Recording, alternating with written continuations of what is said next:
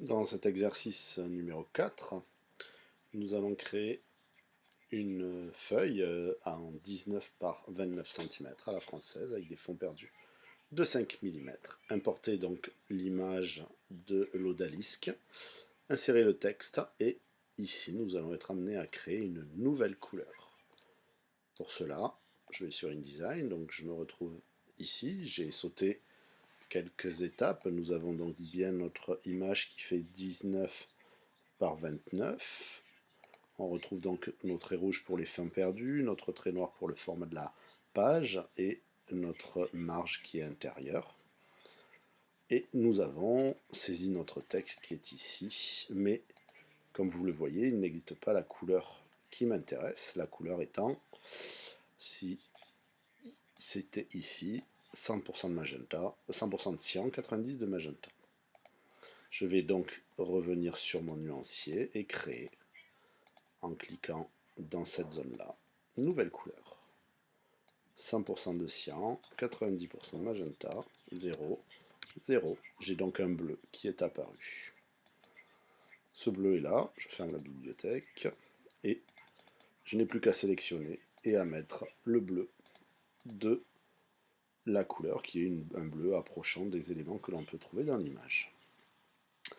Il me reste maintenant à créer un nouveau bloc de texte, coller le texte que nous avons dans les exercices précédents. Si je prends cet exercice ici, je vais récupérer le texte qui est ici. Donc si je zoome dessus, on le voit bien. Le texte doit être en... Voilà. Le texte doit être en corsis aligné sur 2 lignes et une jaune avec une teinte à 40%. Donc pour cela, je sélectionne mon texte, je le mets en jaune et comme l'exercice précédent, je le ramène à 40%. Il me reste maintenant à le mettre sur 2 lignes. Je le positionne sur 2 lignes.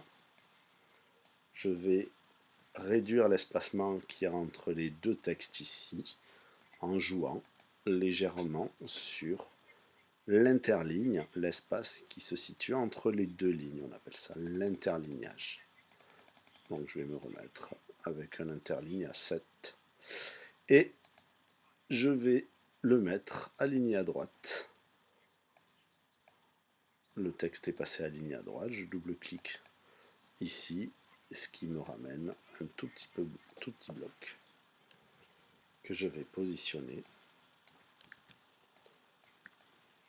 sur le bas de mon image, que je la trouve ici. Il ne me reste plus qu'à le faire pivoter, donc je peux très bien utiliser cet élément pour le faire pivoter.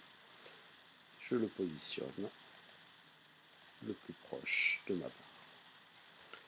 J'ai donc un fichier d'une carte postale qui se rapproche quand même du poster, puisque 19 par 29 c'est quand même assez grand, dans lequel je retrouve ma mise en page du lycée Maxime Invox, le texte en script qui a déjà été installé, la couleur a été créée.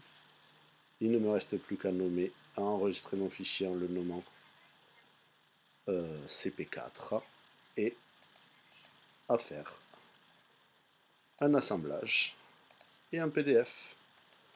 L'assemblage et le PDF étant précisés dans d'autres vidéos.